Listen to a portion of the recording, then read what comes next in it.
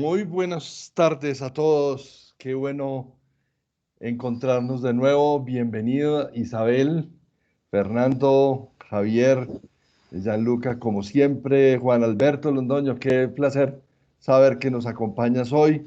Carlos Mauricio, Clarita, Clara Isabel Mejía, bienvenida. Ya está por acá Osvaldo Restrepo también. Te escucho.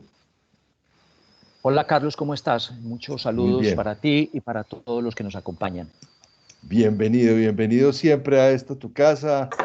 Qué honor tenerte aquí de nuevo y bueno, pues no se diga más, vamos a explicar nuevamente la dinámica del encuentro.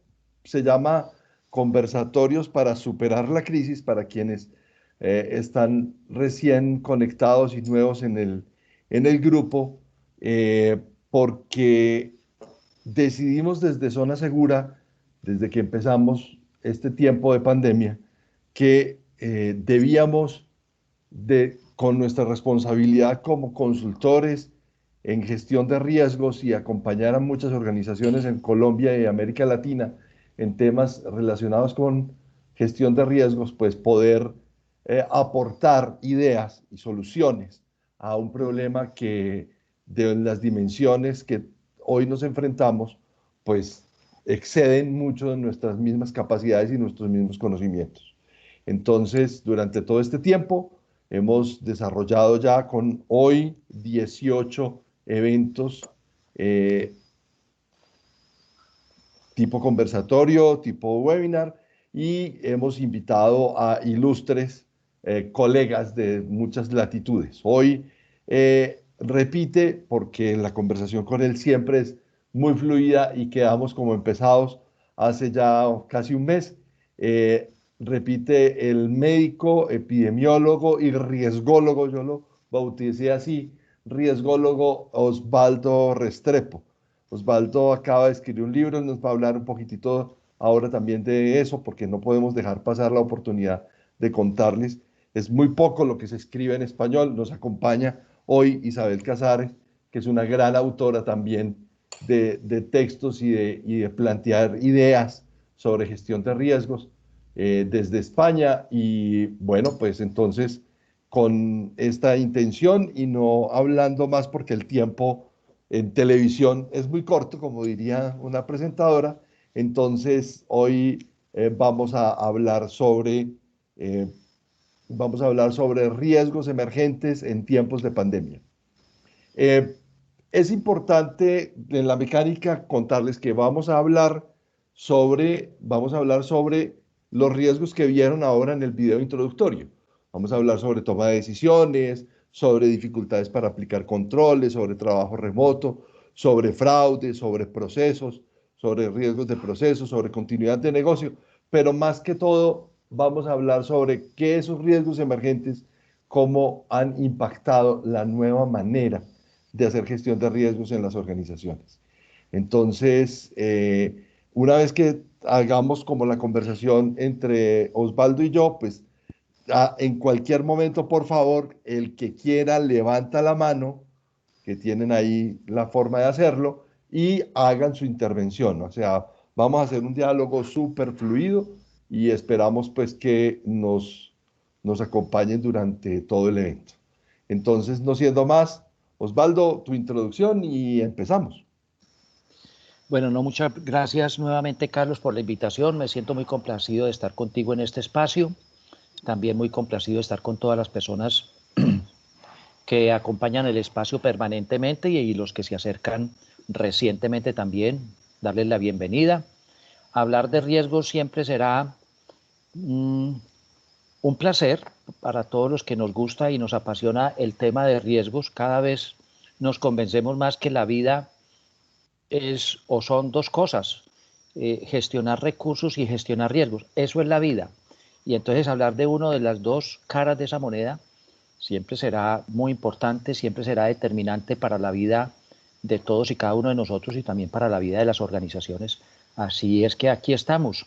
Y me encantó el tema de riesgos emergentes por cuanto hoy estamos viviendo uno de esos riesgos que seguramente muchos no esperábamos y aquí está siendo un comportamiento que tendremos que seguirle los pasos como quien aprende a caminar, cómo va sucediendo este asunto de COVID y nosotros cómo le seguimos ahí cerquita los pasos, de tal manera que vamos aprendiendo cómo es que se camina en una experiencia de esta naturaleza. Yo creo que para los que esto de los riesgos definitivamente se convierte en el motor de nuestro desempeño profesional, yo creo que aquí tenemos una experiencia sin igual, porque una cosa es hablar de los riesgos desde las ideas, desde los conceptos, pero poder hacer ideas y conceptos de la experiencia que estamos viviendo, de la situación que vamos reconociendo, de lo que vamos aprendiendo, porque aquí esto es un aprendizaje increíble día a día, pues es otro nivel de conciencia, me parece a mí. Así es que estamos listos, Carlos, para darle comienzo a nuestro tema. Yo me quiero conectar con lo que acabas de decir, Osvaldo, porque tú dices, estamos aprendiendo día a día. Aquí el tema es que hay muchas conjeturas, se habla mucho sobre el tema, tenemos un pánico escénico frente a la situación porque tenemos muchas ignorancias, una gran ignorancia sobre la situación, una dificultad en la comprensión del fenómeno, aparte de una desinformación que viene por parte de las redes sociales y por parte de los medios de comunicación que hacen conjeturas y lanzan ideas y crean pareceres, pero que finalmente se convierten en un tema que afecta indiscutiblemente el desempeño y la credibilidad de lo que con nosotros como profesionales iluminamos o le decimos a nuestros clientes, usuarios y proveedores. Eh, ¿Cómo es esto? O sea, Osvaldo, tú eres epidemiólogo, eres riesgólogo, eh, llevas trabajando muchos años en este tema. Este día a día y todos los días aprender, ¿cómo hacemos para que eso no se nos pierda en el camino? ¿Cómo mantener el control de tanta información? ¿Cómo filtrar? ¿Cómo decir, esta información es valiosa, esta información no? Y cómo lograr darle un efecto cascada o de difusión a lo que es valioso. Bueno, vos tocas, Carlos, un punto fundamental, porque ciertamente no somos capaces de asumir, de digerir la información que se produce en relación con riesgos y en general con cualquier ciencia y con cualquier rama de la ciencia, no somos capaces de digerir. Yo quisiera plantear de entrada qué es eso de gestión de riesgos emergentes y allí trataré de darle respuesta a esta primera pregunta. Riesgos emergentes es un concepto relativo. Riesgo emergente puede hablar un agricultor que estaba esperando que la época presente era de verano y ahora se encuentra con un fenómeno de la niña, con un fenómeno de invierno. Y él planificó una siembra y planificó una cosecha con base en una información que tenía. Pero irrumpe el fenómeno de la niña, aparece el invierno, pues todas las plagas, todos los componentes de alteración del suelo, todas las corrientes de agua, todos los factores climáticos que ese señor va a empezar a experimentar, él podría leerlos en clave de riesgo emergente. Él estaba esperando un comportamiento y aparece un comportamiento diferente para un contexto muy particular y lo estoy poniendo en un contexto micro. Entonces yo veo que este asunto de los riesgos emergentes definitivamente tiene que abordarse desde los contextos donde cada uno participa y donde cada uno actúa o donde cada uno está tratando de incidir o de entender. Porque así como podemos decir que COVID-19 es un riesgo disruptivo para toda la humanidad, hoy están haciendo presencia una serie de riesgos disruptivos que tienen contextos locales, que tienen contextos regionales, que tienen inclusive contextos individuales de las personas. Por ejemplo, y tú lo tienes ahí en el video introductorio, ¿cómo se afecta la salud mental hoy de todos nosotros? Pues eso es una experiencia que estamos empezando a reconocer, a digerir, y entonces yo entiendo que los riesgos emergentes son riesgos unidos a los contextos donde estamos actuando o los contextos que estamos pensando o los contextos en donde estamos tratando de incidir. Y en ese sentido, el concepto riesgo emergente es un concepto absolutamente subjetivo. Y entonces, en ese sentido, creería yo que la respuesta a tu pregunta es que si yo advierto que el riesgo emergente sucede en un contexto, la posibilidad de filtrar información, de acopiar conocimiento, gestión del conocimiento, la posibilidad de reunir un equipo que aborde ese contexto particular, eso ya determina la calidad y la cantidad de información que es preciso procesar para que le sirva a ese contexto particular. Y lo que es información realmente importante para un contexto podría no serlo en otro contexto. A mí me parece que el paso que ha dado el mundo en identificar que el contexto determina en grado sumo la comprensión y luego también la transformación por nuestra acción, resulta que es una pista fundamental. Claro, entonces podríamos decir, Osvaldo, que si bien lo que nos surge ahora como inquietud y nos muestra un camino, también nos hace protagonistas de sobrevalorar de pronto también este evento disruptivo. Claro, la pandemia, hoy tenemos pandemizado absolutamente todo. Tenemos pandemizada la familia, tenemos pandemizado las relaciones laborales, tenemos pandemizado la economía. Todo está traspasado por la pandemia, pero encontramos que hay otros riesgos en el análisis que ustedes mismos generosamente nos respondieron en las últimas 3 encuestas en las inscripciones.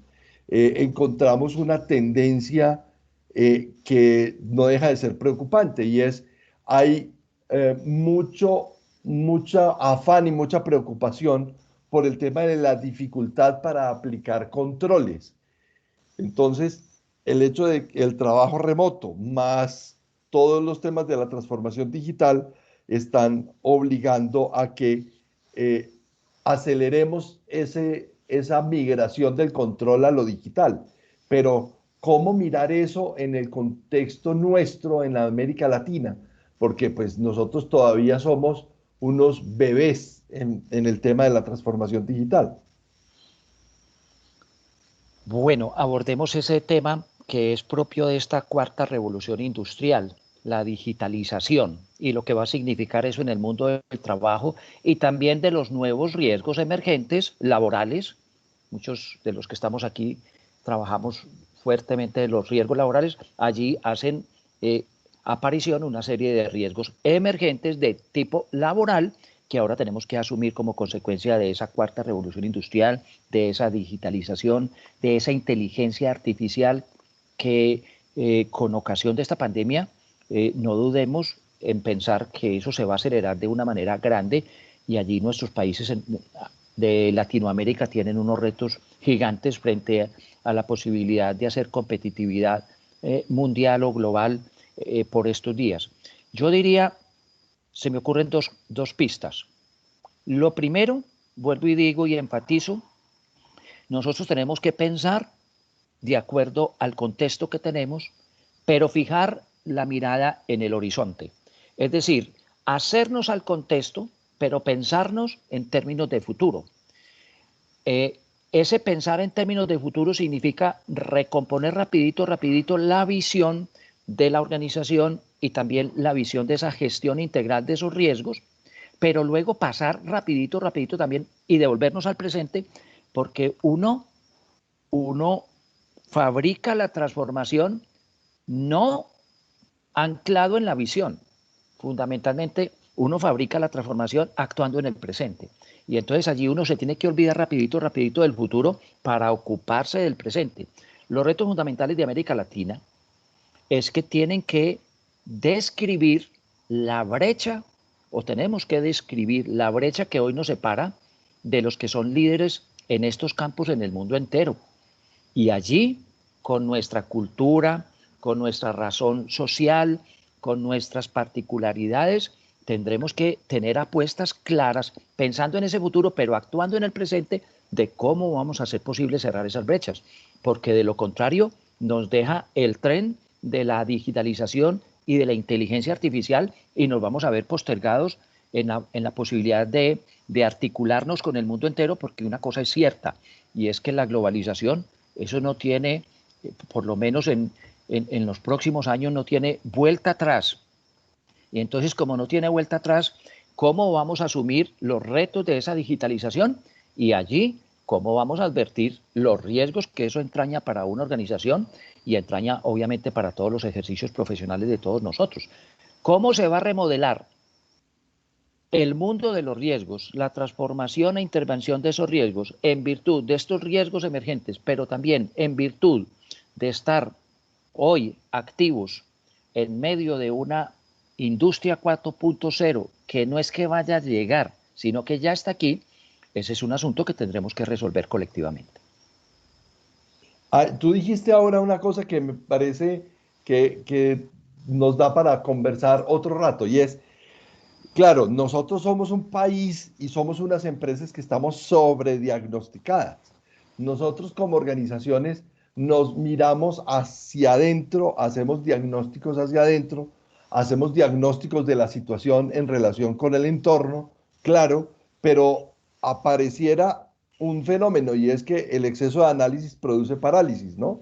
Entonces, cuando tú dices que tenemos que fabricar la transformación, y que esa transformación la tenemos que, o sea, las transformaciones, tenemos una actitud pasiva frente a la transformación o una actitud activa frente a la transformación. La pasiva es, nos llegó y tenemos que hacer algo. La activa es, bueno, no, pero si este es el reto, yo tengo que revisar en mi planeación estratégica. Yo creo que no hay una empresa en el planeta, no creo que haya una empresa en el planeta que no haya revisado su visión. Pues creería que sería mm, pues muy eh, loco si alguien ha olvidado revisar su visión. Pero listo, no, el paro de la economía nos puso casi que a todas las economías y a todos los países en igualdad de condiciones. Cuando hubo ese lockdown, ese confinamiento, donde todos estábamos como en el punto cero, unos tomaron más ventaja que otros. Eh, pero abrir la economía es ventajoso, sí, porque no resistía más la nuestra, pero estamos viendo este fenómeno en Europa. ¿Cómo ves esto? ¿Cómo ves este acordeón, esta V, esta W de activación, reactivación, eh, confinamiento? ¿Cómo lo ves? Bueno, mire, voy a unir eso a otro riesgo que usted preguntó en su encuesta y que todos sus contactos le contestaron, porque es absolutamente cierto que la salud tiene un postergamiento en el mundo entero impresionante, impresionante. Y eso tiene que ver mucho con la respuesta que yo tengo que dar, que yo tengo que dar. Y voy a tratar de darla uniendo elementos, elementos de digitalización, minería de datos, bases de datos, megadata, eh, todo eso unido a una realidad que hoy tenemos que se llama COVID-19. Mire usted, uno tiene dos opciones: tratar de hacer cosas en materia de control de riesgos hoy con el viejo paradigma del que yo vengo, es decir, revolución industrial 3.0, no digitalización, me resisto al cambio, quiero ver la realidad como yo o mi modelo mental la quiere seguir viendo, o yo me sitúo en un nuevo paradigma y empiezo a revelar las nuevas posibilidades y las nuevas opciones. Si yo veo las cosas con el viejo paradigma, yo solamente tendría que lamentarme. ¿Por qué la salud hoy está así como está? La salud pública no es negocio para los gobernantes y para los políticos nuestros. La salud ocupacional no es negocio para los dirigentes nuestros. Para los políticos nuestros, la salud pública no da votos. ¿Qué da votos? Construir hospitales, construir unidades de cuidados intensivos. La prevención no da votos. Yo no he visto ningún presidente, ningún senador que diga que su plataforma de lanzamiento para conseguir una votación sea el desarrollo de las unidades preventivas para impedir malaria, tuberculosis, COVID-19, etcétera, etcétera. Eso no da votación. Entonces, si yo me quedo en el viejo paradigma, me pongo a lamentarme y a rascarme la cabeza y ahí no podría hacer nada. Pero hoy América Latina vive la primera ola de COVID y Europa la segunda. ¿Qué tendríamos que hacer en el nuevo paradigma? Hacer inteligencia epidemiológica. No podemos confinar a toda una ciudad nuevamente, ni a todo un país, y no podemos paralizar ni la industria ni el comercio. Pero ¿cómo abrimos y cómo operamos industrias y con menos infectados? Metámosle a eso inteligencia epidemiológica. Abramos donde podamos abrir. Vamos y hacemos cercos epidemiológicos donde necesitemos hacer cercos epidemiológicos. Metámosle a esto Big Data y localicemos dónde están los infectados hoy en cada una de nuestras ciudades. Y hagamos que salgan los que tienen menor riesgo y que se confinen los que tienen altísimo riesgo para que no salgan a contaminar a otros.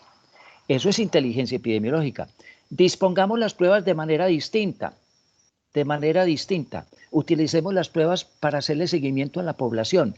Y haciéndole seguimiento a la población vamos a tener menos individuos infectados y utilizando pruebas en los que ya están enfermos o agravados o casi a punto de morir. Eso es toda una transformación. Ahora, eso es situarnos en el nuevo paradigma, en el paradigma de la inteligencia artificial, en este caso inteligencia epidemiológica de riesgos. Segundo, es situarnos en la realidad del mundo. Esta emergencia sanitaria tiene unas consecuencias biológicas en la salud individual, física y mental de todos nosotros, pero tiene unas consecuencias también económicas que todos tenemos que acoger y asumir. Hagámoslo de modo inteligente. Distribuyamos más la gente. Por ejemplo, todavía nosotros tenemos muchas empresas, muchas organizaciones que no operan en la noche. Si se pusieran a operar en la noche, tendrían menos aglomeraciones, tendrían menos encuentros, tendrían menos contactos con personas, es decir, tendrían menos infectados y no paramos la industria o no paramos el comercio. Pero si seguimos aferrados al viejo paradigma, tratar de resolver hoy lo nuevo con las modalidades anteriores, nos vamos a encontrar cada rato contra paredes infranqueables. Yo creo que el mundo no resiste más la poca atención que le ha puesto a la salud pública, a la salud preventiva. El mundo no resiste más. Y con lo que hemos estado avisorando de nuevas epidemias y pandemias en camino en un mundo global que, como lo decíamos en el primer encuentro, así como llevamos y traemos insumos, materias primas, productos, servicios, también llevamos y traemos microorganismos, bacterias, hongos, parásitos, protozoos de un lado para el otro. Nos podemos infectar de 1000 cosas en cualquier momento. No es lo mismo el mundo de las economías nacionales, cada uno en su país, que un mundo global completamente interconectado. Entonces hoy tenemos que habilitar opciones que yo creo que tienen que ser absolutamente diferentes, conectadas con la nueva realidad.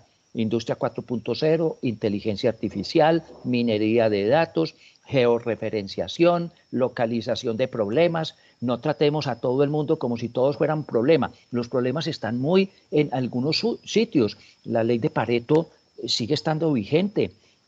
Localice dónde está el 20% de los problemas, haga alguna cosa con ellas y verá que el 80% puede vivir tranquilo. Pero ese tipo de cosas no se traducen en la vida diaria en decisiones. Eso no da votos, estamos de acuerdo. Pero es muy triste porque los antropólogos con los que yo he tenido la oportunidad de conversar, que le están haciendo un monitoreo bien cerrado a este tema, me decían hace poco algo, me decían, mire, eh, el origen de las ciudades 24 horas, las ciudades no eran 24, de hecho las ciudades, como conglomerados humanos, son un invento social o una construcción social de los últimos 200 años.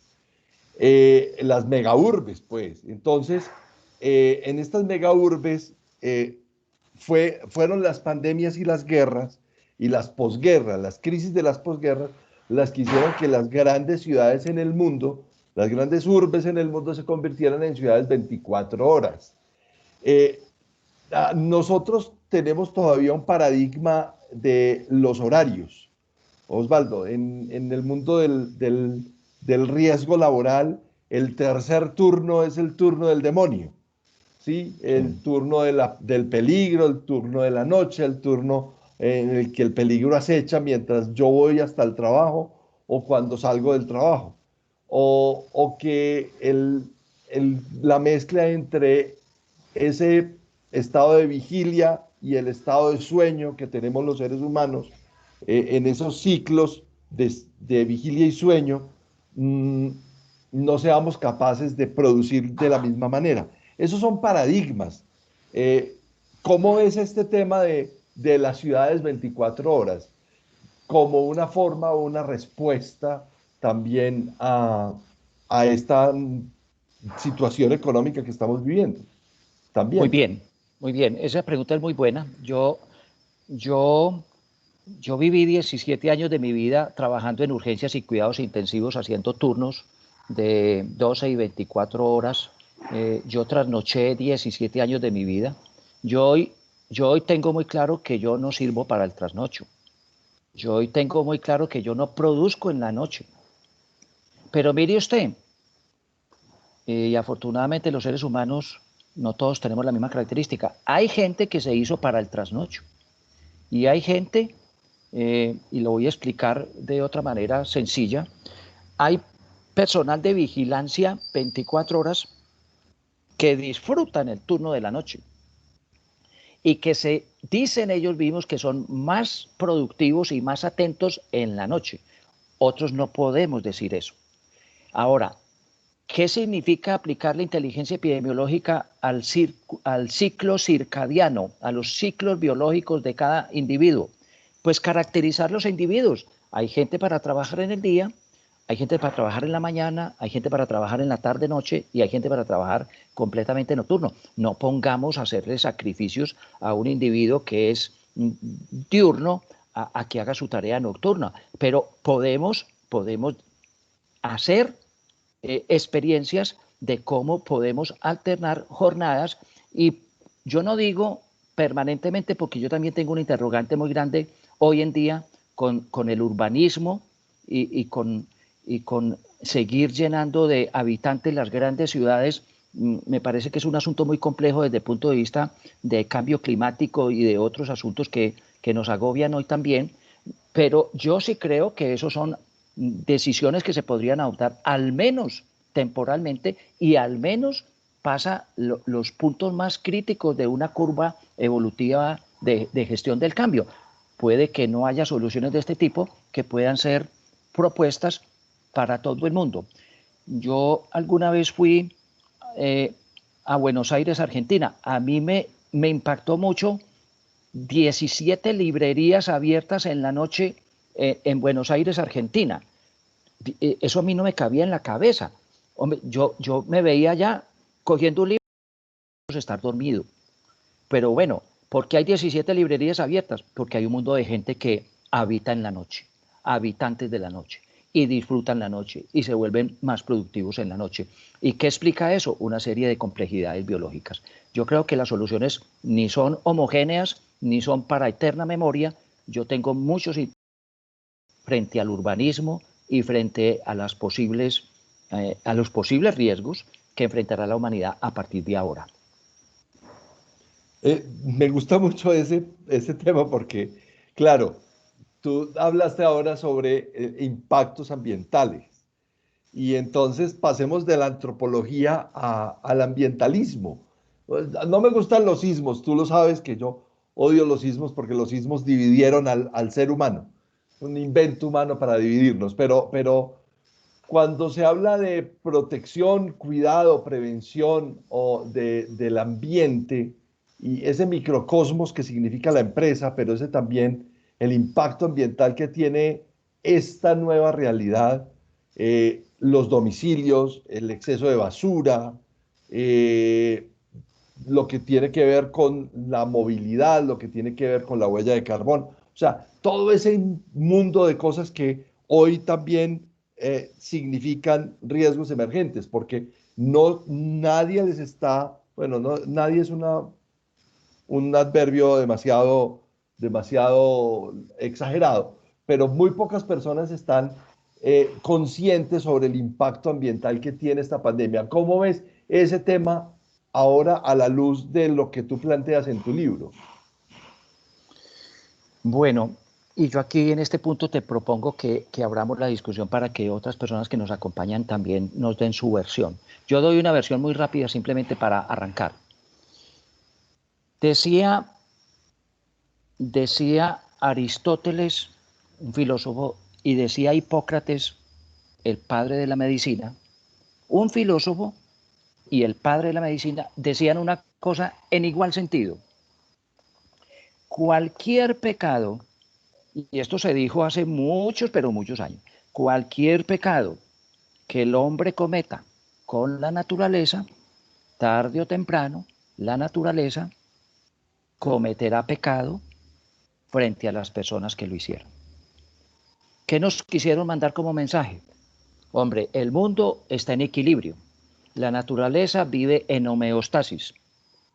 Eh, lo que yo haga bueno por el planeta se siente en todos los rincones y lo que haga mal en el planeta lo experimentan todos los seres vivos y todo es vida.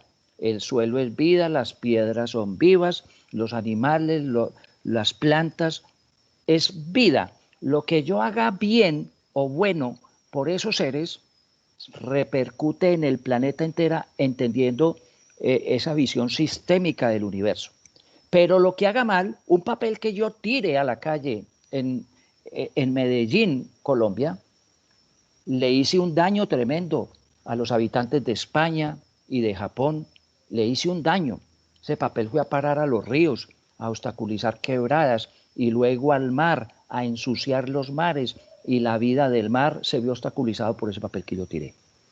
Entonces, mi lectura, COVID-19 es parte del proceso de agresión que el hombre ha hecho del hábitat, de la biodiversidad, y es parte de la agresión que el ser humano está provocando en forma de estrés a todos estos animales salvajes que hoy los capturamos con otros fines, que hoy no les permitimos la vida, sino que los capturamos con otros fines y esa situación de orden biológica tiene una evolución muchas veces natural y otras veces precipitada por el hombre que, que se manifiesta en forma de virus, de microorganismos cada vez más agresivas, cada vez más frecuentes, cada vez más cerquita a nosotros y con ello todas las posibilidades de riesgo emergente hoy. Y, y no pongo un ejemplo de cambio climático porque me quedo ahí, pero ando estudiando muy duro las incidencias del cambio climático, por ejemplo, en la epidemiología humana o en la epidemiología ambiental. Yo quisiera que, si te parece, Carlos, les preguntemos a todos esa pregunta que me parece que está muy bien formulada por ti, Carlos. Hay un tema y es, alguna vez hablaba alguien, esto explícanoslo tú que eres un epidemiólogo, eh, que los virus vienen después de grandes catástrofes humanas. Entonces, nosotros vimos hace 20 y pico de años, lo llamamos para quienes no estén conectados desde Colombia, sino de otros países, una insuficiencia respiratoria aguda, con complicaciones de bronconeumonía, que llamamos nosotros aquí coloquialmente el abrazo del pato. Hace 22 años, Fer. Alguien decía que ese abrazo del pato había sido el producto de una gran mortandad de personas en un desastre natural que hubo en Haití, tal vez. Después hubo una epidemia de conjuntivitis, La mirada 5 años china. en la China, pero también aquí en Colombia, cuando murieron 35.000, cerca de 35.000 personas en el deslave, en el Lajar de Armero. Ajá. Y dicen que el abrazo del pato fue también del producto de las muertes en Armenia, 1.800 personas que murieron en el terremoto del eje cafetero. O sea, ¿qué tal? ¿Qué relación hay? Quítanos, ilumínanos sobre científicamente esa hipótesis, porque es una hipótesis que parece de costurero, pero tiene algo que ver. Claro que tiene mucho que ver. La forma como nosotros hemos cambiado los hábitats naturales para muchos seres tiene mucho que ver con la mutación y transmutación de estos organismos y microorganismos. Mire, no es gratuito. Esa conjuntivitis de la que usted habla, proporcionada por una serie de costumbres en el contacto con animales. La peste porcina, pues su nombre lo dice, en el contacto de una nueva forma de criar animales. La, la peste la peste de vacas, de vacas locas, de vacas Ujú. locas. Eso tiene que ver con el tratamiento a esa especie. La gripe aviar de aves, eso tiene que ver con la forma como nosotros capturamos y ponemos a vivir a unos seres en unos hacinamientos absolutos donde lo que sufre el uno se lo pasa al otro. Nosotros lo hemos vivido cuando llegamos a una oficina y hay alguien con gripa y salimos todos con gripa, pues eso lo hemos vivido 1000 veces. Y es que eso mismo le sucede a todos los seres vivos. Entonces, mire, las modificaciones que el hombre ha ido introduciendo en los hábitats naturales, eso lo decía Aristóteles como un atropello o un pecado. Porque, ¿qué estamos haciendo? En una misma generación introdujimos un cambio que se podría haber dado durante muchos años, así como duramos muchos años para ponernos en dos patas. Así mismo se podrían haber dado muchos otros cambios, pero nosotros aceleramos esos cambios y vamos contra natura, y cuando vamos contra natura, allí puede florecer cualquier situación que pone a riesgo la humanidad. A mí no me cabe duda, la pérdida de biodiversidad va a hacer que estos microorganismos amenazados su sistema genético se va a preparar para hacer frente a las nuevas amenazas. ¿Y qué va a resultar de allí? Pues unos microorganismos absolutamente agresivos. Y eso es lo que nos espera en los próximos años. Es que la naturaleza no se queda quieta y expectante. Ella evoluciona al ritmo de su propia evolución y a veces precipitada por, digamos, por influencias externas, en este caso el ejercicio del hombre frente a esa naturaleza. Los cultivos transgénicos, la manipulación genética, los cultivos hidropónicos, ese tipo de cosas.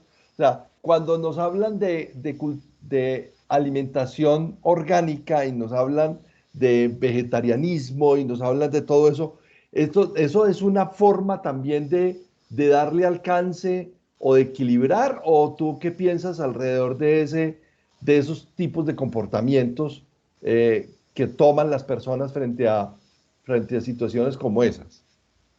Yo creo que hay unas formas racionales, unas formas que se han asumido técnica y científicamente con un gran respeto por la evolución, por un gran respeto por la vida, por la biología, y allí no me cabe duda que el hombre está expresando una cultura de relacionamiento con todos esos seres. Pero también no me cabe duda que nosotros tenemos muchísimos ejemplos en la vida diaria de un claro atropellamiento de los procesos naturales, Usted y yo caminamos al año. Yo puedo hacer que un niño se pare a los 3 meses y forzarlo a caminar. Y las secuelas del daño neurológico que eso produjo, usted y yo las vamos a pagar. Usted y yo podemos hacer que ese niño camine a los 3 meses. Mire, un ternero nace y a la media hora está de pie y empezando a buscar. Los seres humanos somos distintos. Nosotros caminamos a los 9 meses, 10 meses, un año, año y 2 meses. Yo puedo hacer que un niño se pare y lo hago parar y luego que lo sostengo 3 semanas seguidas y lo hago caminar a los 4 meses. ¿Y a costa de qué? ¿Cuáles fueron los cambios que introduje en el comportamiento neurológico de ese niño? ¿Fueron para beneficio o fueron para perjuicio? Yo a un niño recién nacido le doy leche materna. Bueno, también le puedo dar aguapanela al otro día. ¿A qué costa le doy aguapanela? Sabiendo que ese bebé nació para pegarse de una teta. ¿A qué costa le voy a dar aguapanela al otro día? ¿A costa de qué cambios metabólicos, funcionales, biológicos en ese niño? ¿Y a costa de qué nutrición? Entonces, hay que distinguir claramente en esto de los riesgos naturales y ambientales, hay que distinguir claramente cuando hay apropiación de un conocimiento de profundo respeto con la vida y con el curso natural y cuando estamos en una postura de agresión y de antropocentrismo. Los seres humanos, dueños de todo lo que nos rodea, somos el ombligo del mundo. Somos el ombligo del mundo, así como cuando pensábamos que la Tierra era el ombligo de este sistema solar y no nosotros a expensas del Sol. Algo parecido. Y ese antropocentrismo seguramente es el padre de muchas de las desviaciones que hoy tenemos que lamentar. Yuval Harari, en su libro, en su trilogía de libros, de Hombres a Dioses, Homo Deus y ahora 21 claves para el siglo XXI, habla sobre que la evolución del hombre, que cada día va a morir menos personas, que la evolución del hombre está asignada por las guerras, por las pestes y por las hambrunas. Aquí tenemos una peste que tiene características de guerra. Un campo desolado con una generación de jóvenes que no quieren quedarse en el campo, que están, tú lo dijiste, un fenómeno de urbanismo muy fuerte, en donde los hijos de las segundas generaciones de campesinos no se quieren quedar en el campo. Entonces, la producción agrícola va en claro desmedro en el mundo y la falta de alimento en el mundo en algún momento va a aparecer como un nuevo riesgo emergente. Nosotros en Colombia, pues somos un país que todavía tenemos vocación agrícola en algunas regiones. Eh, Estamos prohijando mucho la minería, claro, pero ese desbalance extractivo, esa tendencia extractiva que tenemos en nuestro país, eh, a la luz de toda esta situación, ¿cómo lo analizas? Lo analizo desde 2 puntos de vista. Lo primero, como un ejercicio absolutamente irresponsable, con un planeta que nos ha brindado todo a 20 siglos de generación mínimo, muchos más años, mínimo 20 siglos que nosotros conocemos así más cerquita, un saqueo irresponsable de recursos que lo que está haciendo es poner en jaque el futuro de la humanidad. Y lo veo desde otro punto de vista, como una lamentable postura del ser humano para reconocerse ser vivo con todo lo que hay alrededor. Es decir, el ejercicio de un profundo egoísmo, me salvo yo y me importa un pepino que los otros mueran, y que muera el suelo y que muera el planeta. 17 países hoy no tienen agua en el mundo. 17 países hoy no tienen agua en el mundo. Esos mismos 17 países tuvieron agua abundante hace unos años. Está demostrado que todos los recursos se agotan. Aquí hay recursos para todos, pero esto apropiado en unas pocas manos y además con una mentalidad de extracción, de chuparle la última gota de sangre a la tierra, me parece que eso avisora un futuro muy grave para la humanidad. Cambio climático es simplemente los signos y los síntomas de lo que estamos haciendo con la naturaleza, con la vida en el planeta. Cambio climático no es el problema, es la manifestación, los signos y síntomas, las altas temperaturas de los últimos 5 años, es la fiebre, son los signos y síntomas de la enfermedad. ¿Y cómo se llama la enfermedad? Todo nuestro sistema de relacionamiento con todo lo que hay vivo alrededor. Ahí hay unos 17 objetivos del milenio que hablan sobre sostenibilidad y todo. Muchos son cantos a la bandera, muchos son eh, unas razones que utilizan algunas organizaciones para mostrarse responsables socialmente, pero estas 17 esfuerzos o 17 eh, objetivos que plantea la Organización de Naciones Unidas alrededor de la sostenibilidad están siendo interpretados más por el lado de lo ambiental que por el lado de lo económico.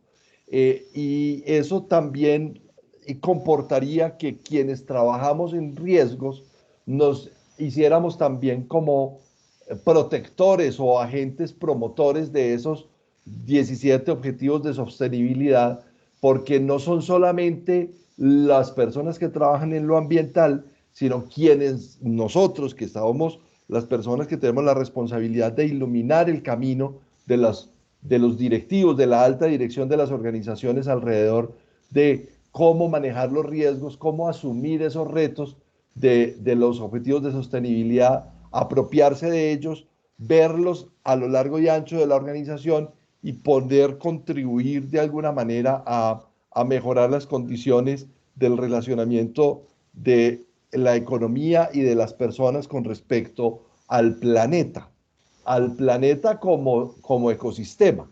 Ahora bien, tú en algún momento lo mencionaste, creo haberlo leído también en tu libro, eh, esas 4 claves sirven también para darle contexto a ese tema de sostenibilidad. ¿Cómo ves tus 4 claves en función de la sostenibilidad? Bueno, esas 4 claves de las que estamos hablando es, por un lado, pues la presente pandemia, la discusión aquella del cisne negro o rinoceronte gris. Segundo, la situación de la presencia ya, no futura, sino ya, de la cuarta revolución industrial. La tercera, el cisne verde de cambio climático. Y la cuarta, las transformaciones sociales que estamos empezando a ver y que veremos, porque la conciencia, y yo en eso soy un poquito optimista, un poquito más optimista, la conciencia que hoy los jóvenes, las personas más jóvenes empiezan a tener en relación con su responsabilidad consigo mismo y con todo lo creado, me parece que nos da pistas de abordaje interesantes hacia un futuro. No soy en eso tan pesimista. Sin embargo, yo creo que hay una carrera contra el reloj. Están contando los minutos y mientras más nos demoremos para tener posturas de hondo significado, las consecuencias se van a profundizar. Entonces, en ese sentido, yo diría que estos 4 elementos, esas 4 características del presente momento, en eso que llamamos el escenario VUCA, de alta volatilidad, complejidad, ambigüedad, tenemos que advertir que exige posturas no solamente del orden colectivo, gubernamental, y de organizaciones no gubernamentales, sino que aquí se exigen posturas individuales también. Esto no es un asunto que uno tenga o pueda delegárselo al Estado, al gobierno o a organizaciones grandes no gubernamentales. Aquí debe haber una postura frente a la vida. Es que está amenazada la vida.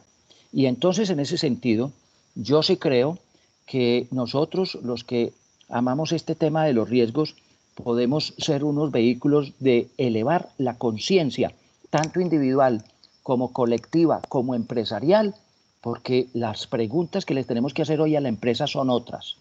¿Usted de dónde va a obtener los recursos dentro de 5 años? ¿De dónde van a venir los recursos?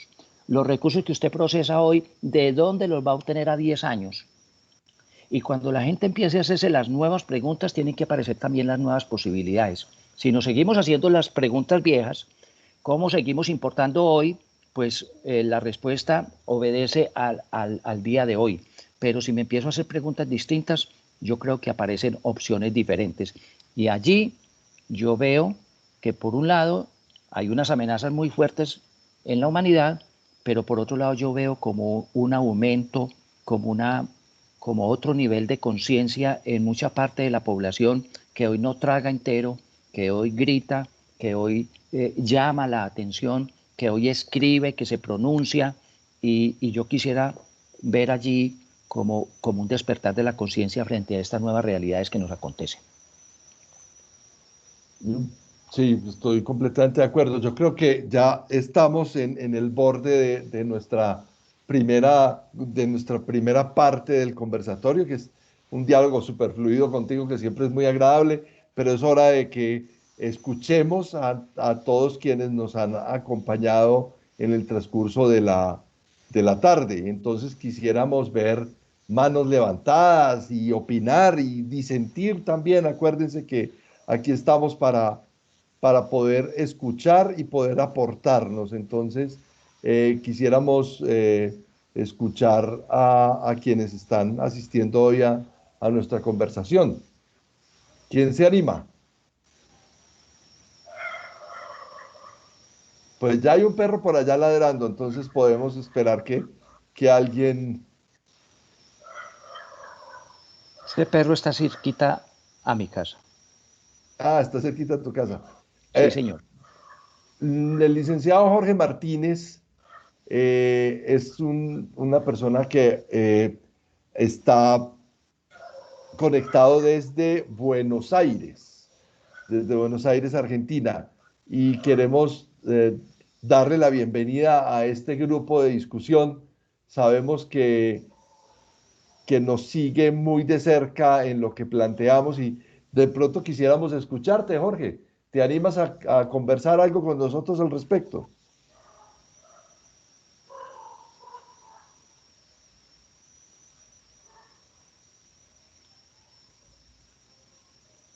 No, creo. Jorge,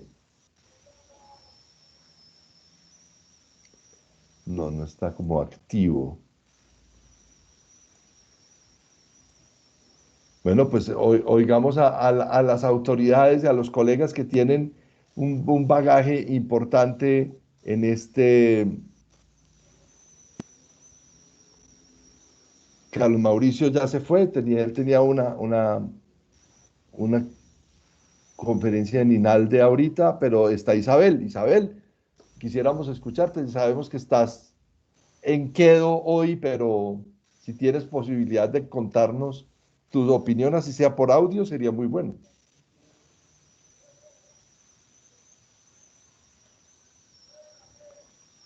Están muy tímidos hoy. Están tímidos, tímidos. ¿Cómo los puyamos más? Claudia Eh, Patricia, por allá levantó como la mano, creo. Sí, doctor Claudia Ricardo. Patricia Palacio. Sí, venga, que todos estamos muy tímidos, a ver si rompemos Dale, este dale, silencio. qué rico escucharte. Bueno, yo pertenezco a a la industria de la construcción y uno se cuestiona mucho y cada rato somos como tratando de mirar el tema de la economía circular, ¿cierto? Porque, digamos, nosotros generamos una cantidad de residuos, solo mirándolo pues como por ese aspecto, por esa variable. Y uno dice, pero entonces yo me pongo a escucharlos a ustedes y yo digo, pero es que cómo cómo hace uno, o sea, cómo generar esos ciclos, digamos, desde a poquitos, en- o en las etapas que va avanzando la empresa, pues digamos, sí, ya estamos tratando de crear esa conciencia y todo, pero cómo ir a hacerlo que de forma que genere un impacto importante, pues, aunque uno sabe pues que desde a poquito se va generando todo, pero cómo hacer un impacto realmente importante. Uno sabe que eso hay que atacarlo, pero no, es complicado como saber cómo abordarlo. Esa pregunta es la pregunta del millón, Claudia Patricia. Y en tu sector, eh, me parece que es muy importante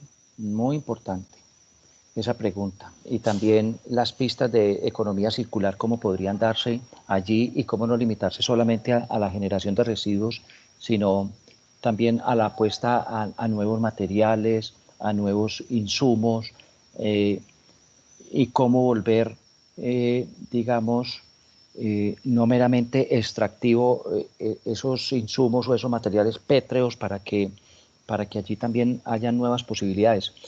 Se me ocurre, se me ocurren dos cosas, de pronto hasta una tercera. La primera, hay más pistas cuando aparecen respuestas, perdón, hay más pistas cuando nos hacemos preguntas que cuando damos respuestas. Entonces, el solo hecho de que te preguntes y nos obligues a preguntarnos eso, me parece que ya estamos en la vía de construcción del nuevo conocimiento. Eso es lo primero. Por eso yo creería, a esa pedagogía se le llama mayéutica, si somos capaces de hacernos las nuevas preguntas, aparecerán las nuevas opciones. Entonces, esa pregunta tuya me recuerda esa pista. En la medida en que tú le hagas preguntas a tu organización, a tu jefe, a tu equipo de trabajo, ¿cómo podemos hacer para? ¿Cómo en esta tarea, en esta actividad constructiva podemos hacer para disminuir el consumo de agua, disminuir el consumo energético, el consumo de combustibles, operar con otras sustancias químicas menos agresivas para el medio ambiente, para la biosfera, menos problemáticas? En la medida en que nos hagamos preguntas, aparecerán las opciones. Primera pista.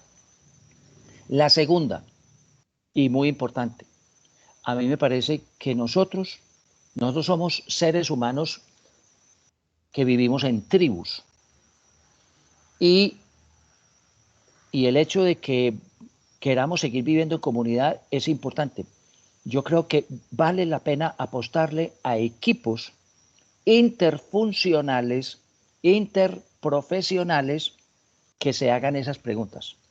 Es decir, que trascendamos el ámbito del interior de cada proceso o de cada profesión, sino que lo trascendamos, hagámonos la pregunta para más gente y ojalá de otras profesiones y de otras disciplinas, porque creo que en las fronteras del conocimiento hay pistas que podríamos acoger.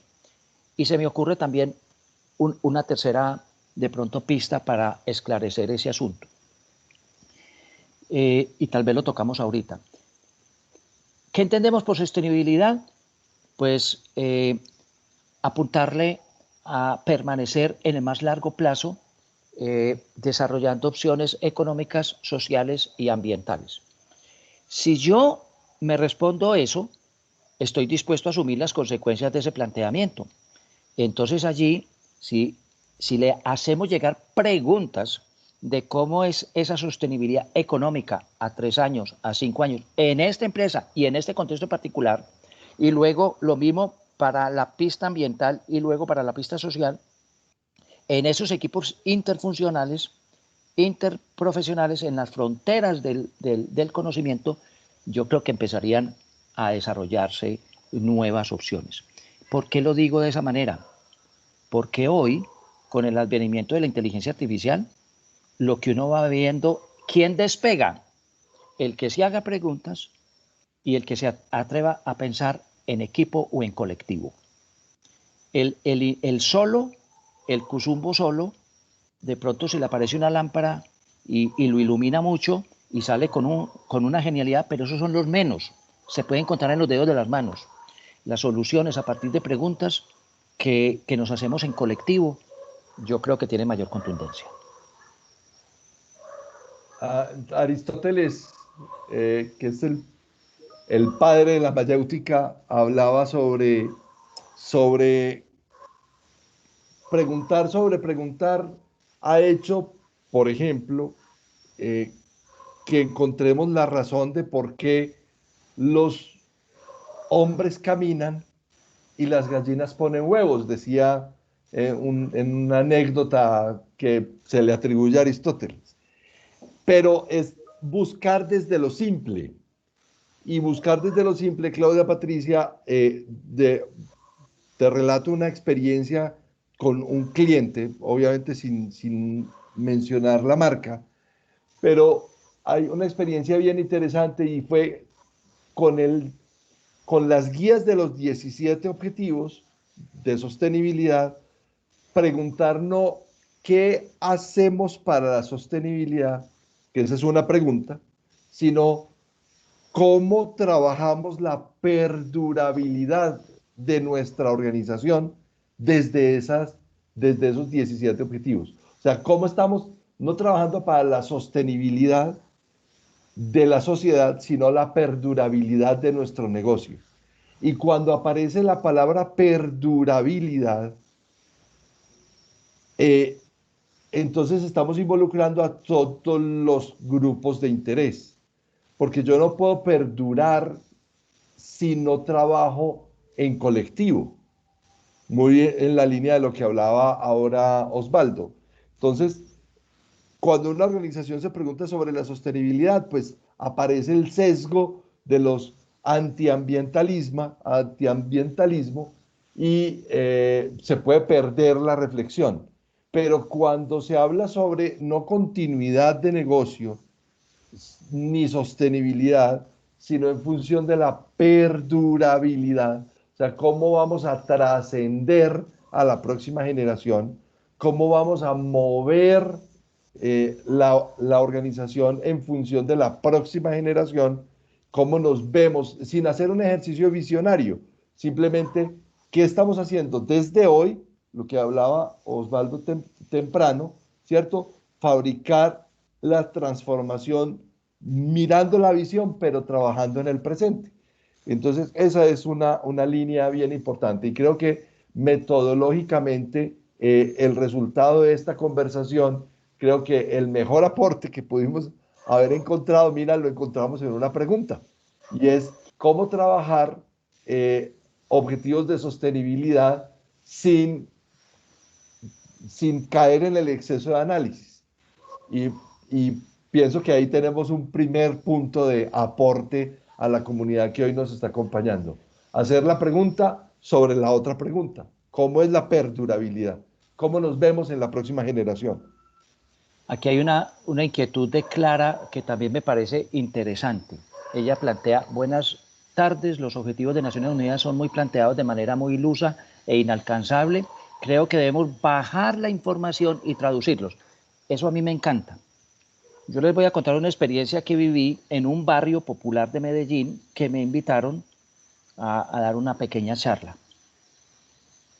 Y la charla, ellos me plantearon que hablara del siglo XXI, que hablara del siglo XXI. A mí se me ocurrió coger los objetivos de desarrollo sostenible.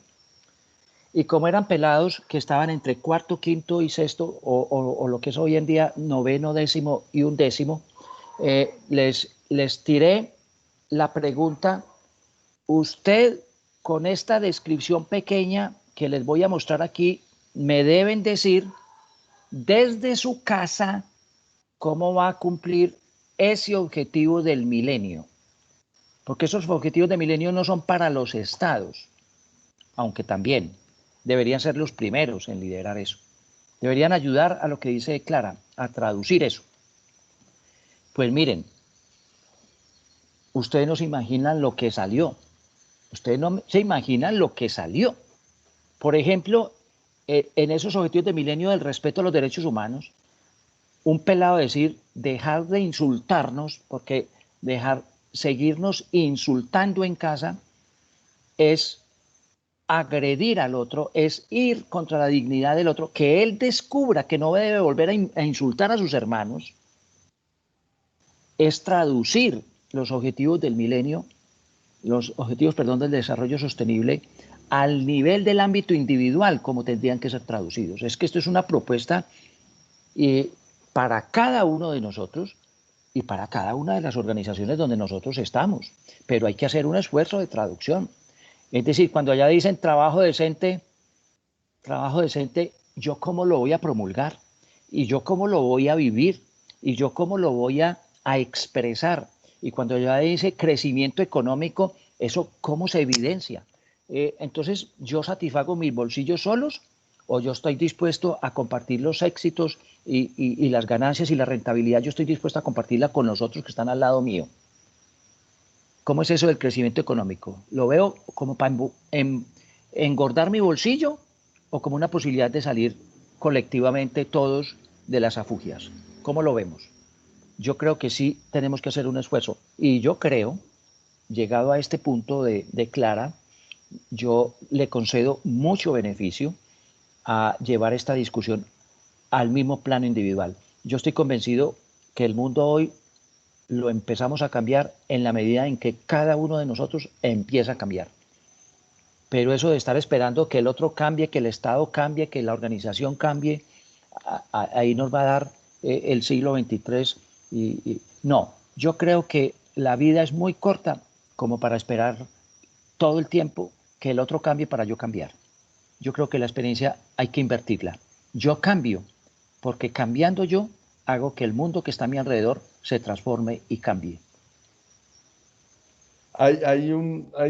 Yo creo que uno de los grandes aprendizajes que tenemos que derivar de esta pandemia es que la imperiosa necesidad del autocuidado y que no podemos responsabilizar únicamente al Estado para hacer las cosas, sino que todo lo contrario, es el Estado simplemente el regulador de la convivencia, pero nosotros como seres humanos estamos en la obligación de ser proclives al autocuidado y al cuidado del otro que está más próximo, ¿cierto? Por eso se llama prójimo, ¿cierto? Porque estamos hablando de el prójimo es el que está más próximo.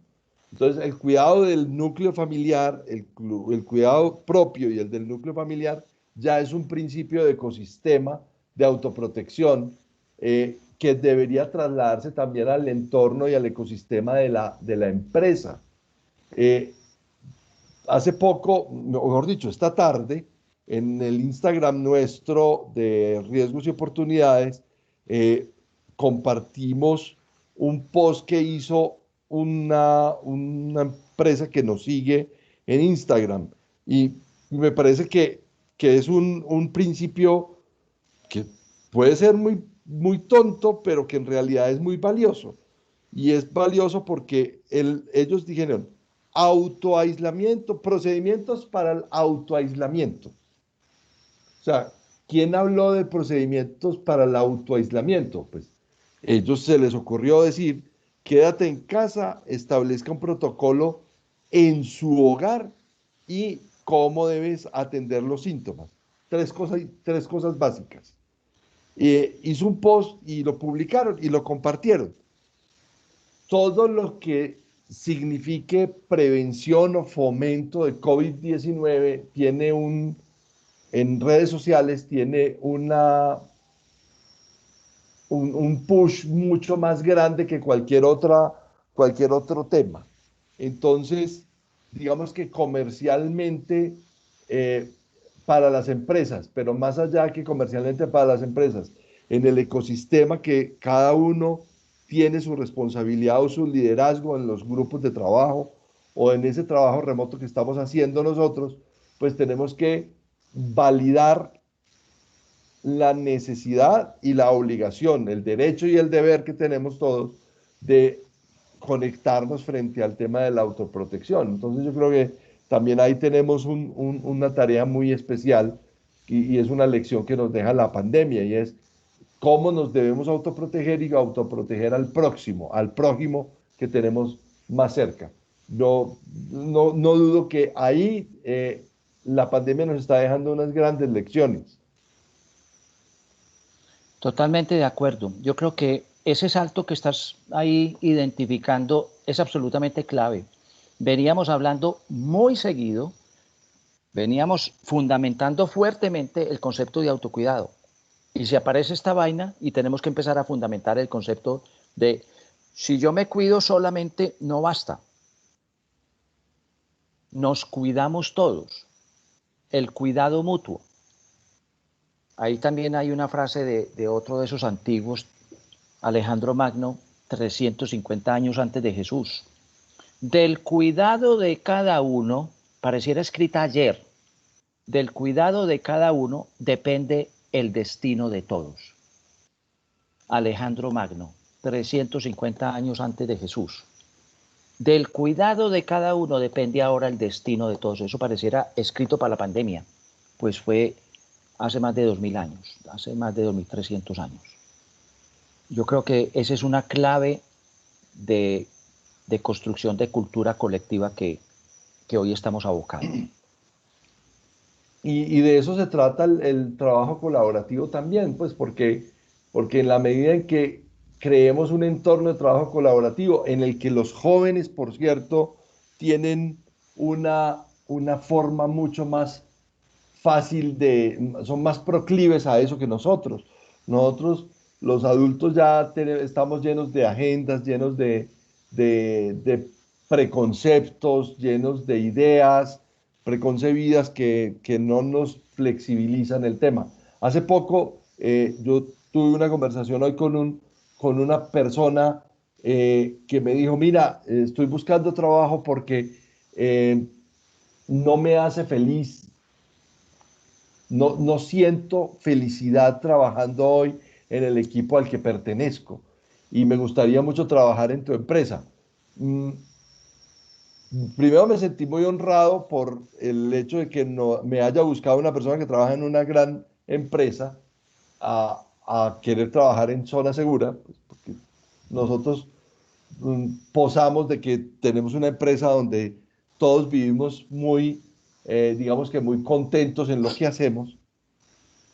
La empresa tiene que ser un entorno de felicidad y por ahí hablábamos con Silvia Casas hace poco sobre hay que generar bienestar en las organizaciones, pero tú lo decías ahora, Osvaldo, o sea, yo puedo, trabajo decente, que es un objetivo de sostenibilidad, puede significar que yo cree un empleo permanente, estable y seguro.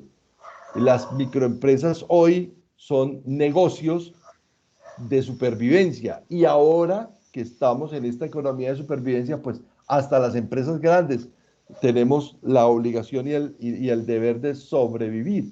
Pero esta pandemia nos está enseñando también que necesitamos ponerle un, un, un, un punto mucho más alto al tema de la perdurabilidad y al tema del legado, porque también está en vilo que nosotros, quienes pertenecemos a una generación que está en riesgo por nuestra edad, por nuestras condiciones físicas, pues también esas nuevas generaciones que están entrando, trabajan en las organizaciones, tienen la responsabilidad de tomar el testigo como en las carreras de relevos y armar un proyecto que sea acorde y perdurable en el tiempo. Entonces, yo creo que también el trabajo es de nosotros hacia una nueva generación que está empujando por el liderazgo y que necesita entender que también la gestión de riesgos es una herramienta para poder hacer adecuadamente el trabajo. Que la gestión de riesgos no es un trabajo más, sino una herramienta para poder garantizar la perdurabilidad de los negocios. Entonces, yo creo que la misión que hemos abordado es esa. Y en estos conversatorios lo que hemos hecho es concentrarnos en dar ideas prácticas a partir de la reflexión y a partir de las preguntas. ¿Quién más quiere conversar? Todavía tenemos 15 minutos o pues, no quisiéramos terminar tan temprano, pero Yo ahí tengo un aporte adicional que proponer.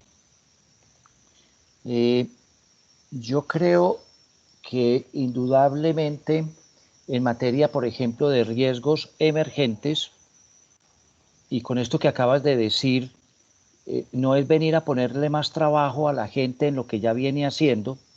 Yo incluso llego a pensar que no es ni más trabajo, sino más bien una nueva manera de hacer el trabajo. Va a ser el mismo trabajo y yo a veces pienso que menos, siempre y cuando me haga una nueva manera de hacer el trabajo. Si yo tengo un pensamiento basado en riesgos, me invento la nueva manera de hacer las cosas, identificando, haciendo prevención y control de riesgo, pero no haciendo más labor, no haciendo más actividad, no haciendo más desgaste, no entrando en fatiga. El reto de esa gestión del riesgo, si pretende agregar valor, no puede dejar fundido valor a la persona, no puede dejar fundida a la organización. Esa empresa debe advertir y esas personas deben advertir que están encontrando una nueva manera productiva, organizada, disciplinada, en felicidad de hacer las cosas, pero no van a encontrar ni más trabajo, ni más tortura, ni más tareas, ni más actividades. No estaría agregando valor. Y nos hemos pasado diciendo que la nueva manera de gestionar los riesgos es agregadora de valor. Es agregadora de valor para el accionista y es agregadora de valor para el empleado y es agregadora de valor para el cliente y es agregadora de valor para todos los de la cadena productiva. Eso no puede dejar a unos con mucho valor agregado y a otros sin valor agregado. Yo creo que nos tenemos que ir haciendo a la idea de que es transformar la manera de hacer las cosas, inyectando un ingrediente nuevo que se llama pensamiento basado en riesgo. Pero no es ni hacer ni más, ni desgastarme más, ni fatigarme más. Tengo que encontrar la manera.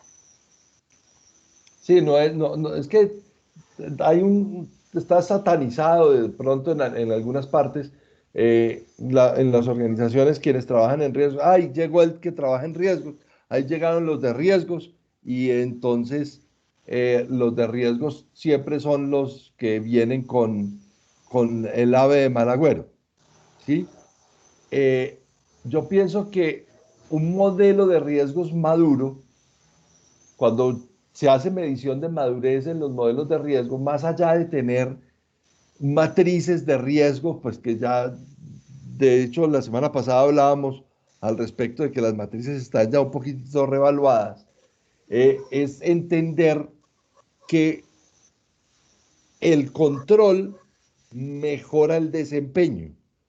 Cuando yo tengo identificado un riesgo y ese riesgo tiene un control, ese control debería mejorar el desempeño y al mejorar el desempeño volver más eficiente una cadena o un proceso. Al ser más eficiente, pues se genera mayor valor, menos pérdidas, más utilidad. Digamos que esa es la fórmula teórica. Ahora, hablemos, quien quiere hablar sobre cómo verlo desde la práctica. Tengo aquí a Clara volvió a hacernos un Sí, aporte. está Desde la planteando empresa una cosa podemos muy tener indicadores de interesante. agregación de valor. Correcto. Está planteando una cosa muy interesante en relación a cómo medir ese valor agregado y cómo demostrarlo. El reto, es más, para hablar de valor agregado, es porque se puede medir y se puede demostrar, se puede cuantificar. Entonces, Clara, estamos identificados en eso. El reto de una gestión del riesgo resulta en poderle demostrar al cliente cuánto valor él se lleva, al accionista con cuánto valor se queda y el empleado con cuánto valor se queda. Y pongo un ejemplo. Si el accionista gana un 3% más de lo que tenía pensado como rentabilidad en virtud de esa condición de valor agregado, y el cliente se amarra a la organización para futuras compras, la pregunta para el empleado: ¿y usted qué gana? ¿Y usted qué percibe?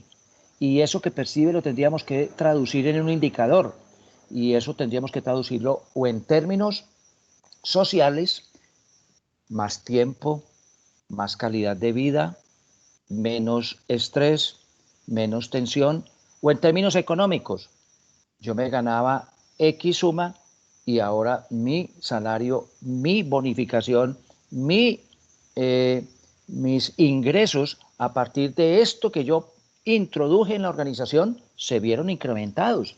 Y eso hay que medirlo, porque eso tiene que dejar de ser discurso y tiene que pasar a ser evidenciado. A mí me parece que esa es una pista muy importante. Mira que Oscar Granados hace esta pregunta. ¿Podríamos decir que un riesgo emergente obedece a perdón, se me fue, a una mala identificación de los riesgos inherentes, entendidos estos últimos como el riesgo asociado a la actividad que se está evaluando? Es una pregunta de Oscar Granados.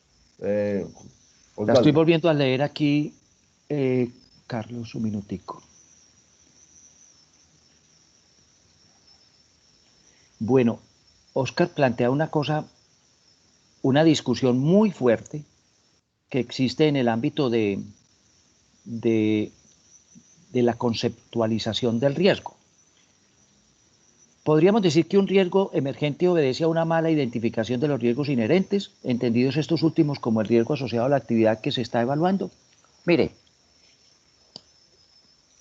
frente al riesgo y frente a la percepción del riesgo, cuando hablamos de percepción del riesgo, que yo creo que apunta tu pregunta hacia allá, ¿estamos frente a una mala identificación del riesgo inherente o estamos frente a otra cosa? Ciertamente, el proceso cognitivo que hace posible que cualquier persona perciba un riesgo o un nivel de riesgo está atravesado obviamente por los modelos mentales que cada uno de nosotros pueda tener. Y es muy probable que muchos de los riesgos que identificamos como emergentes no son emergentes. Ya estaban ahí en el contexto de la organización. Simplemente mi percepción del riesgo no se ocupó de ese riesgo. Y ahí no podríamos hablar de riesgos emergentes. Hablamos de riesgo emergente para referirnos a los riesgos que emergen, que hacen aparición, que se tornan disruptivos en el contexto de una organización o de una persona, si estuviéramos hablando del riesgo individual de enfermarse o de morir, o del riesgo individual de accidentarse, por ejemplo. Si es mi percepción del riesgo influida por mi modelo mental, el que no había visto una situación de riesgo, ahí no podemos hablar de riesgos emergentes. Ahí lo que podemos hablar es que había un asunto de distorsión de la realidad del contexto que me impedía ver el riesgo que estaba allí presente. Y ese asunto que usted toca es materia hoy de abordaje desde los nuevos conocimientos que tenemos en las neurociencias. Porque si yo veo los riesgos desde otro paradigma, veo cosas que nunca había visto anteriormente. Me ocupo de cosas que nunca había pensado ocuparme. Voy a empezar a echarle cabeza, como preguntaba ahora Claudia Patricia Palacio, voy a empezar a echarle cabeza a cosas que antes no me ocupaba. Porque cuando yo cambio de paradigma, empiezo a ver cosas que yo no veía. Es decir, que hay que distinguir entre riesgos emergentes y lo que podríamos llamar una distorsión en la percepción del riesgo, que es un asunto muy común. ¿Qué le sucede a más de un gerente de una empresa? Que con su paradigma actual no ve ciertos riesgos o ciertos asuntos relacionados con riesgo, y no los va a ver si sigue aferrado a su mismo paradigma. Para poderlos ver, él tendría que colocarse en otra posición, desde otro paradigma. Y ese es el problema que tenemos en la gestión del riesgo, que muchas personas quieren ver cosas sin cambiar su paradigma, y allí va a ser muy complejo que una persona pueda aceptar, digamos, hacerse cargo del asunto de riesgos en una organización.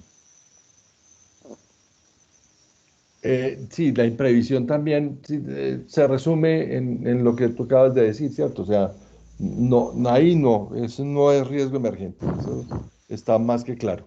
Pero de todos modos hay una discusión teórica al respecto que, pues, obviamente yo creo que está más que zanjada a partir de todo esto que nos está sucediendo. Bueno, son las 6:26. Yo creo que es hora de que nos despidamos. Osvaldo, muchísimas gracias por atender esta segunda invitación. Siempre nos queda mucho por conversar. Eh, Estamos en el momento de la pandemia en que necesitamos tener soluciones y ahí yo creo que le hemos dado 2 o 3 tips a nuestros colegas para poder abordar situaciones y cosas útiles que les puedan servir. Es lo que nos mueve y lo que nos moverá por siempre. La invitación para dentro de 8 días, vamos a hablar sobre gestión de riesgos y desarrollo de proveedores. Vamos a tener 2 invitados de lujo, que conoce perfectamente a Jorge Osvaldo. Es la doctora Adriana Solano, que es la presidente del Consejo Colombiano de Seguridad, y la acompañará el doctor Armando Pinto, que es el vicepresidente comercial, del director comercial del Consejo Colombiano de Seguridad. Vamos a hablar sobre gestión de riesgos y desarrollo de proveedores, porque si algo nos ha enseñado la pandemia es que la cadena de valor está vulnerada hoy y está signada también por unos riesgos que no habíamos visto y que necesitamos gestionar y fortalecer para poder manejar una buena recuperación económica.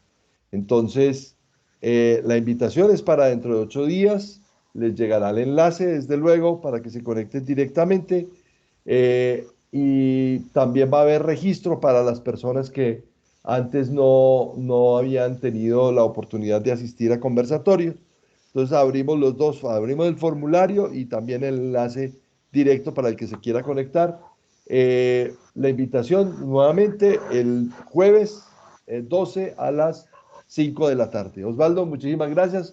Tu turno de despedirte. Recuerden que Osvaldo tiene redes sociales, nosotros también, @riesgos y oportunidades, y el canal de YouTube. Esto lo grabamos y lo vamos a postear en nuestro canal de YouTube de Zona Segura SAS.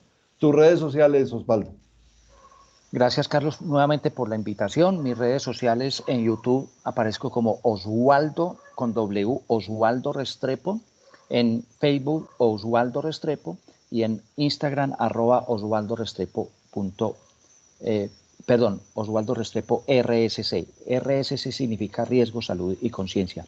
Mi página web www.osvaldorestrepo.com, y los que estén de pronto interesados en adquirir el libro me pueden llamar o me pueden escribir, o a través de Carlos nos podemos contactar, o en estas direcciones en la página web también pueden dejarnos el mensaje y ya lo tenemos en forma física con nosotros. Muchas gracias, Carlos, por la invitación nuevamente, y a todos los que se conectaron y a todos los que nos hicieron llegar sus apreciaciones, sus comentarios. Muchas gracias y aquí seguiremos.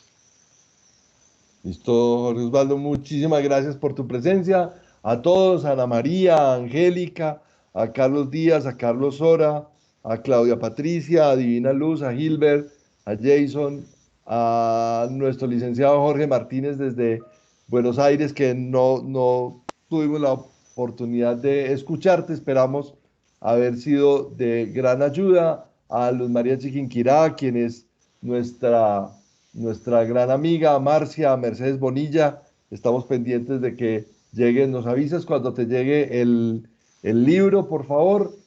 Oscar Granado, Sergio Barrola, a todos, muchísimas gracias por su presencia y nos vemos entonces dentro de 8 días. Feliz tarde. Cuídense mucho. Hasta luego.